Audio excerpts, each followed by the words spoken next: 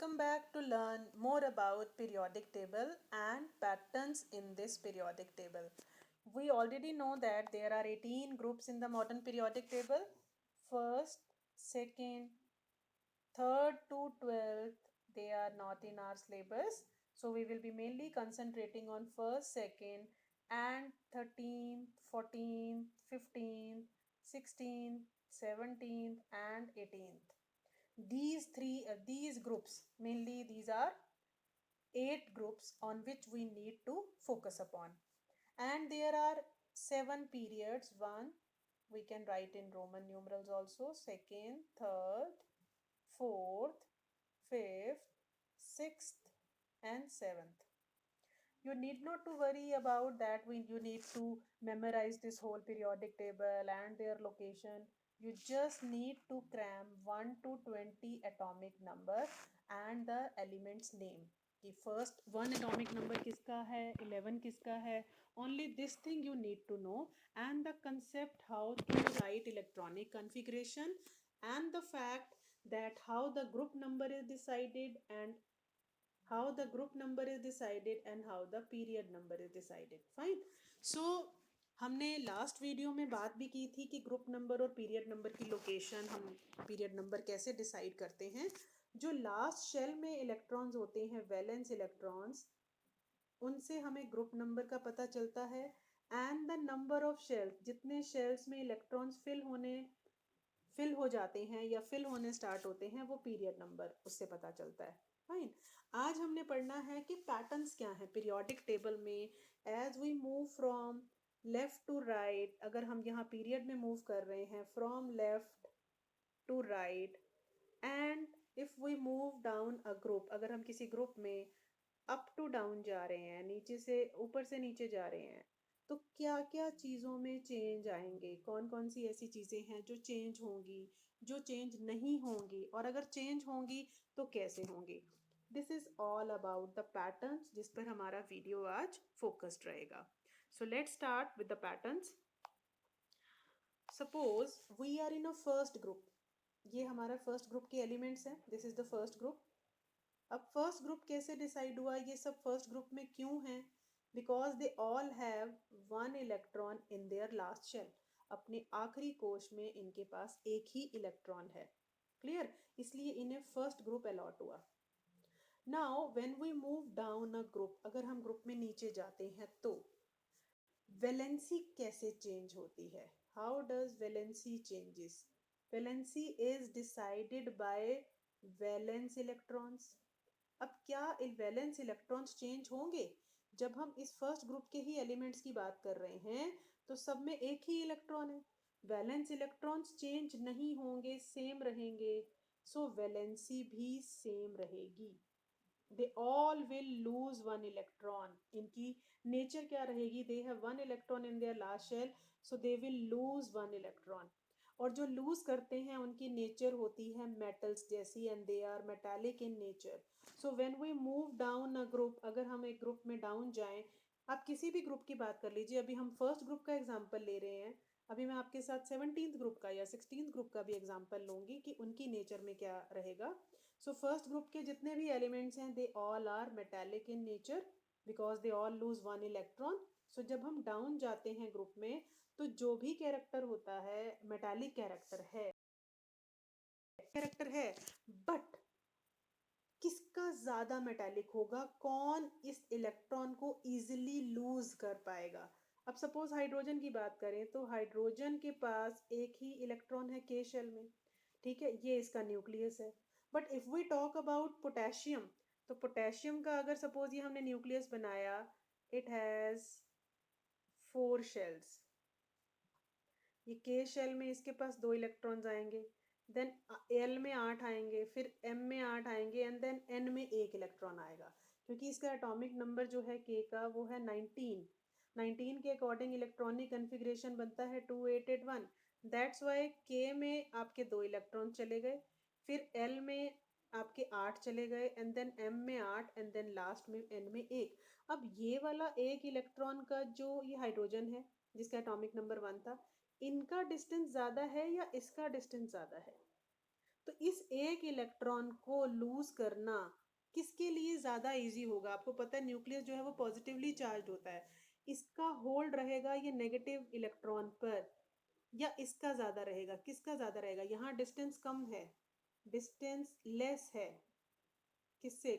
Hydrogen में जो distance है, हाइड्रोजन में जो ये वाला डिस्टेंस है वो ज़्यादा कम है और पोटेशियम में ये डिस्टेंस ज़्यादा है।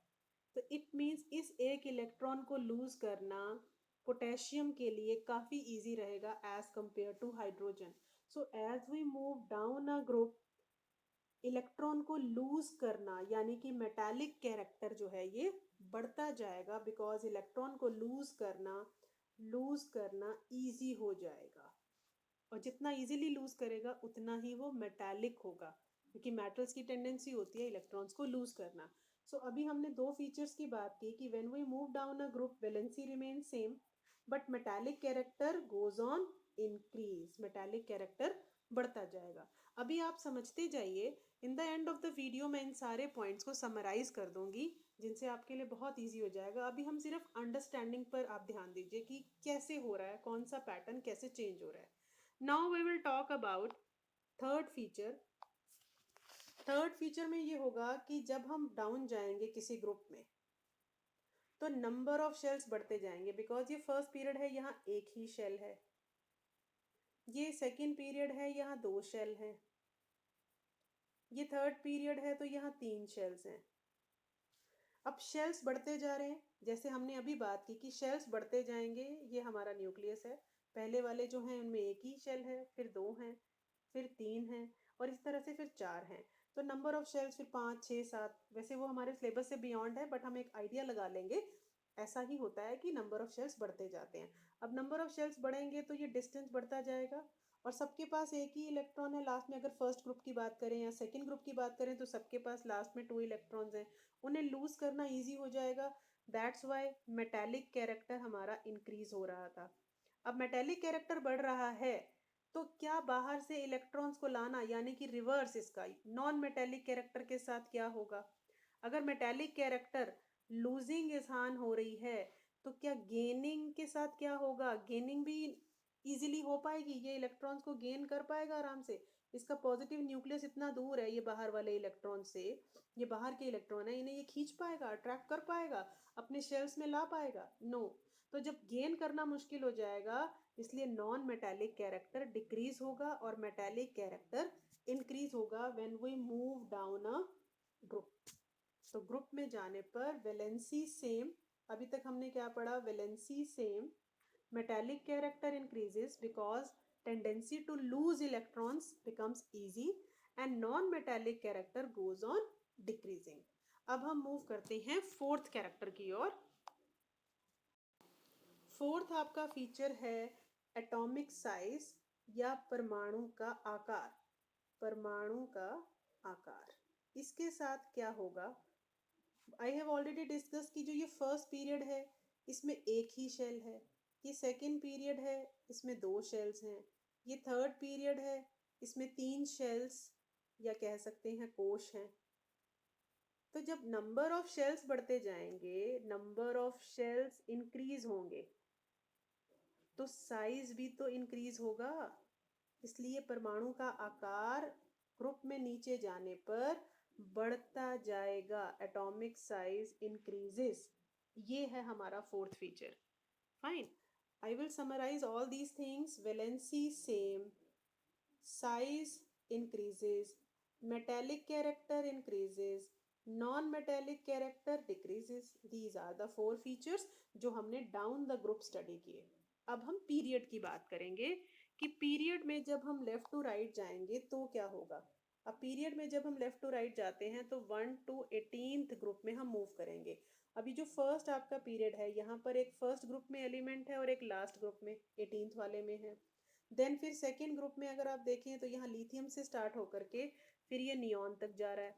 एंड देन जो थर्ड ग्रुप है वो सोडियम से लेके ऑर्गन तक जा रहा है, and then potassium and calcium. ये आपके 20 एटॉमिक नंबर वाले एलिमेंट्स यहाँ कंप्लीट हो जाते हैं, तो मेनली हम इन पर ध्यान देंगे। अब देखेंगे कि वैलेंसी के साथ क्या होता है। यहाँ पर फर्स्ट ग्रुप में एक वैलेंस इलेक्ट्रॉन है, यहाँ दो वैलेंस इलेक्ट्रॉन है, और 13th की बात करें तो यहाँ 3 वैलेंस इलेक्ट्रॉन हैं, फिर 4 इलेक्ट्रॉन्स हैं, फिर 5, फिर 6, ऐसे ही 7 एंड देन यहाँ पर 8 इलेक्ट्रॉन्स है वैलेंस, यानी कि आखिरी कोश में। अब जिसके पास एक इलेक्ट्रॉन है तो उसकी वैलेंसी हो गई 1, जिसके पास 2 इलेक्ट्रॉन है उसकी वैलेंसी हो गई 2। बिकॉज वैलेंसी और संयोजकता का मतलब क्या होता है कि जब वो किसी से कंबाइन करेगा, जुड़ेगा, तो वो कितने इलेक्ट्रॉन्स को लेगा, लूज करेगा, या किसी से लेगा, गेन करेगा, या शेयरिंग करेगा। तो ये लोग 1 इलेक्ट्रॉन इन्वॉल्व करेंगे, ये 2 करेंगे। जो 13th ग्रुप है जिनके पास 3 इलेक्ट्रॉन है लास्ट में, वो 3 इलेक्ट्रॉन्स लूज करेंगे। 4 वाले 4 की शेयरिंग करेंगे, क्योंकि ना ये 4 ले सकते हैं, कंप्लीट करने के लिए 8 चाहिए, तो ना 4 ले सकते हैं ना दे सकते हैं, तो ये यहाँ पर 4 की शेयरिंग करेंगे। 5 वाले जो है इनकी वैलेंसी 3 होगी, क्योंकि ये 3 इलेक्ट्रॉन्स गेन करेंगे, वैलेंसी हो गई 3। जिनके पास 6 इलेक्ट्रॉन है लास्ट में उनकी वैलेंसी हो गई 2। जिनके पास 7 इलेक्ट्रॉन्स हैं उनकी वैलेंसी हो गई 1, और जिनके पास 8 इलेक्ट्रॉन्स हैं उनकी वैलेंसी है 0, बिकॉज दे वोंट कंबाइन, उनका ऑलरेडी ऑक्टेट कंप्लीट है। अगेन मैं रिपीट कर रही हूँ, लेसन 4 क्लास 9 अगर आपको क्लियर नहीं है तो यहाँ ये बातें आपको समझ नहीं आ रही होंगी। ये चैप्टर आपको अच्छे से रिकॉल कर लेना चाहिए, बिकॉज ये सारी वैलेंसीज और एटॉमिक नंबर, एटॉमिक मास, ये सारी बातें आपने क्लास 9 में ऑलरेडी की हैं। सो इन केस अगर आपने ये नहीं किया है तो आप लेसन 9 क्लास 9 का लेसन 4 रिवाइज करेंगे and then watch this video to understand this worksheet. So यहाँ पर क्या है, वैलेंसी जो है पहले 1 2 3 4 and then again it is decreasing 3 2 1 0। ये वैलेंसी का पैटर्न इस तरह से रहेगा कि पहले ये इंक्रीज कर रही है एंड देन डिक्रीज कर रही है। फाइन, क्योंकि नंबर ऑफ वैलेंस इलेक्ट्रॉन्स जो हैं वो बढ़ते जा रहे हैं। अगर 1 2 3 रहेंगे तो वैलेंसी भी 1 2 3 4 रहेगी। अगर 5 6 7 8 हैं तो वैलेंसी वुड बी 3 2 1 0। तो वैलेंसी पहले इंक्रीज करेगी फिर डिक्रीज करेगी। अब हम, ये हमारा पहला फीचर हो गया। अब हम दूसरे फीचर की बात करेंगे जिसमें हमने बात करनी है एटॉमिक साइज या परमाणु के आकार की, कि इसके साथ क्या होगा। अब यहाँ देखते हैं, जैसे सबसे पहले हम ये सेकेंड ग्रुप ले लेते हैं। यहाँ पे लिथियम है, लिथियम का एटॉमिक नंबर है 3, यानी कि इसके पास एक के शेल में 2 इलेक्ट्रॉन्स हैं, और उसके बाद इसके एल शेल में, ये एल शेल में इसके पास एक ही इलेक्ट्रॉन है। फाइन, 2 शेल्स हो गए। बेरिलियम जो है इसके पास, इसका एटॉमिक नंबर होता है 4, यानी कि ये जो सेकेंड पीरियड वाले हैं इनके पास, सबके पास न्यूक्लियस के अलावा बाहर 2 शेल्स हैं। आपको पता है period number number of shell से डिसाइड होता है, तो 2 शेल्स हैं, सबके पास 2 शेल हैं। बट होगा क्या, लास्ट वाला जो सेकंड वाला एल शेल है इसमें इलेक्ट्रॉन्स बढ़ते जाएंगे। जैसे लिथियम के पास 1 इलेक्ट्रॉन था एल में, यहाँ 2 होंगे, फिर ये बोरॉन में 3 हो जाएंगे, फिर कार्बन में 4 हो जाएंगे, और अंदर ही अंदर ये प्रोटॉन्स भी बढ़ते जा रहे हैं। कार्बन का अगर एटॉमिक नंबर 6 है तो उसके पास 6 प्रोटॉन्स है, और बाहर जो है यहाँ पे 2 आ गए के में, और ये एल में इसके 4 इलेक्ट्रॉन्स आएंगे। अब जैसे जैसे ये ग्रुप में, ये पीरियड में हम लेफ्ट टू राइट जा रहे हैं, सपोज हम सेकेंड पीरियड की ही बात कर रहे हैं, तो सबके पास 2 शेल्स हैं, बट प्रोटॉन्स बढ़ते जा रहे हैं, और लास्ट वाले जो शेल है उसमें इलेक्ट्रॉन्स बढ़ते जा रहे हैं। बट ये डिस्टेंस तो सेम है जो न्यूक्लियस और लास्ट शेल का है। प्रोटॉन भी हैवी हो, न्यूक्लियस भी हैवी होता जा रहा है क्योंकि प्रोटॉन्स बढ़ते जा रहे हैं, तो it can easily pull the outer electrons. ये आउटर शेल वाले इलेक्ट्रॉन्स हैं इनको ईजिली ये पुल कर लेगा, और साइज डिक्रीज हो जाएगा, क्योंकि न्यूक्लियस हैवी हो रहा है, प्रोटॉन्स बढ़ रहे हैं, वो इन नेगेटिव इलेक्ट्रॉन्स को अपनी ओर खींच लेंगे ज़्यादा अट्रैक्शन से, ज़्यादा फोर्स से। तो एटॉमिक साइज डिक्रीज हो जाता है जब हम किसी पीरियड में लेफ्ट टू राइट मूव करते हैं। फाइन, हमने अभी ग्रुप में बात की थी कि ऊपर से जब नीचे जाते हैं ग्रुप में तो शेल्स बढ़ते जाते हैं, 2 से 3 हो गए, फिर 4 हो गए, तो साइज बढ़ रहा था। बट अगर हम लेफ्ट टू राइट जाएंगे तो प्रोटॉन्स बढ़ने की वजह से, और ये डिस्टेंस नहीं बढ़ता लास्ट शेल और न्यूक्लियस का, सो ये अट्रैक्ट हो जाते हैं और साइज छोटा हो जाता है। अब हम बात करेंगे मेटालिक कैरेक्टर, जो हमारी थर्ड प्रॉपर्टी है, और उसी से जुड़ी हुई है नॉन मेटालिक। ये मेटालिक कैरेक्टर, और अगर जो मेटालिक कैरेक्टर के साथ होगा उसका उल्टा ही नॉन मेटालिक के साथ होगा। तो अब हम यहीं पे दोबारा, अब सपोज करिए हम ये थर्ड ग्रुप की बात कर लेते हैं। ऐसा ही पैटर्न सारे पीरियड में सेम रहेगा। जिस भी अगर हम पीरियड की बात कर रहे हैं तो सारे पीरियड में वैसा ही पैटर्न चलेगा। अब सोडियम जो था इसके पास एटॉमिक नंबर है 11, कन्फिग्रेशन बनेगा 281, तो ये 1 इलेक्ट्रॉन लूज करेगा, यानी कि ये मेटल है। सिमिलरली मैग्नीशियम अगला है, इसका 12 है, 282, तो ये भी 2 इलेक्ट्रॉन्स लूज कर देगा, ये भी मेटल है। बट व्हाट अबाउट दी यहाँ वाले, ये देखिए लास्ट के, अगर हम क्लोरीन की बात करें तो क्लोरीन का एटॉमिक नंबर 17 है, 287, ये तो गेन करेगा क्योंकि इसके पास 7 इलेक्ट्रॉन है, ये 7 थोड़ा ना दे देगा, ये 1 इलेक्ट्रॉन गेन करेगा and it is a non metal. इसी तरह से अगर हम सल्फर की बात करें तो सल्फर का 16 है, 286, तो ये भी 2 इलेक्ट्रॉन गेन करेगा और नॉन मेटल्स की तरह ही बिहेव करेगा, ये नॉन मेटल है। तो जब आप थर्ड पीरियड में लेफ्ट टू राइट जा रहे हैं तो आप देखेंगे यहाँ मेटल है, ये मेटल है, एल्यूमिनियम भी मेटल है। अब सिलिकॉन जो है ये शेयरिंग में जा रहा है, बाकी ये जो उसके बाद वाले हैं ये सारे नॉन मेटल्स हैं, यानी नॉन मेटेलिक कैरेक्टर इंक्रीज हो रहा है और मेटेलिक कैरेक्टर डिक्रीज हो रहा है। ग्रुप में क्या हो रहा था, ऊपर से नीचे जा रहे थे, लूज करना यहाँ ईजी हो रहा था, तो ये मेटेलिक कैरेक्टर बढ़ रहा था। ऐसे ही अब जब हम पीरियड में जा रहे हैं तो मेटेलिक कैरेक्टर डिक्रीज करेगा और नॉन मेटेलिक कैरेक्टर इंक्रीज करेगा। जितने आप देखेंगे कि जो ग्रीन कलर के हैं सारे ये हमारे राइट साइड में लेफ्ट टू राइट जा रहे हैं, तो right of the periodic table में सारे नॉन मेटल्स हैं, और ये जो लेफ्ट साइड में आप देख रहे हैं ये ब्लू कलर के, ये सारे मेटल्स हैं। अभी आप सोचेंगे ये जो बीच में ब्राउन वाले हैं ये क्या हैं, ये एक्चुअली मेटलॉइड्स हैं।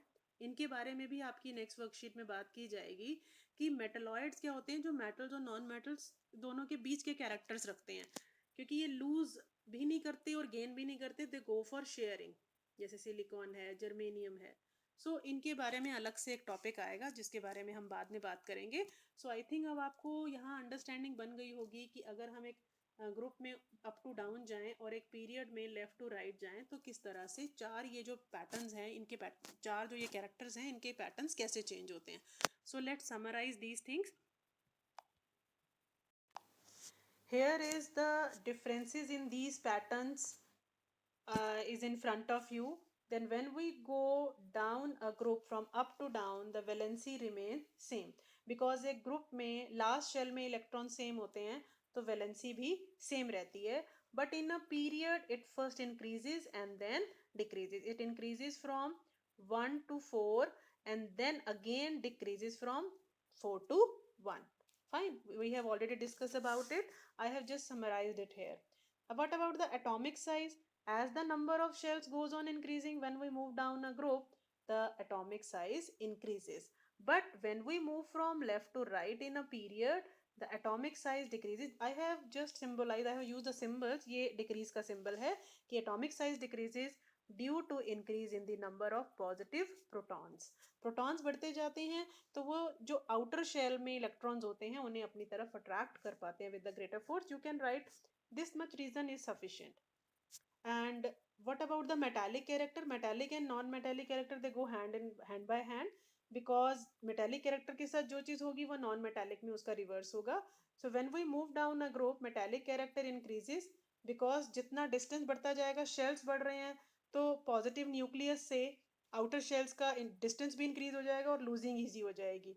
So non-metallic character कम हो जाएगा because losing easy हो रही है, तो non-metallic character तो gaining से related है.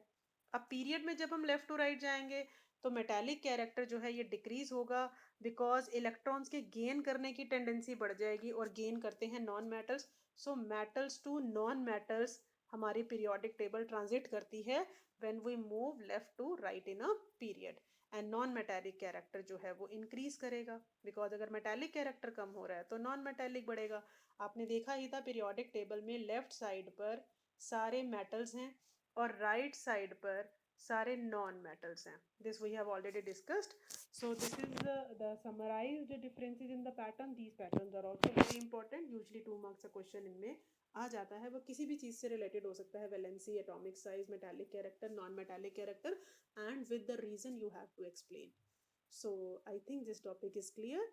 Revise it, practice it. बिना रिवीजन, बिना प्रैक्टिस के आप इस टॉपिक को ढंग से नहीं कर पाएंगे, आपको ये कंसेप्ट क्लियर नहीं होंगे.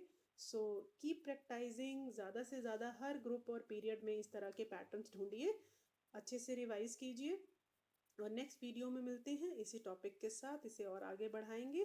एंड तब तक के लिए goodbye, thank you for watching.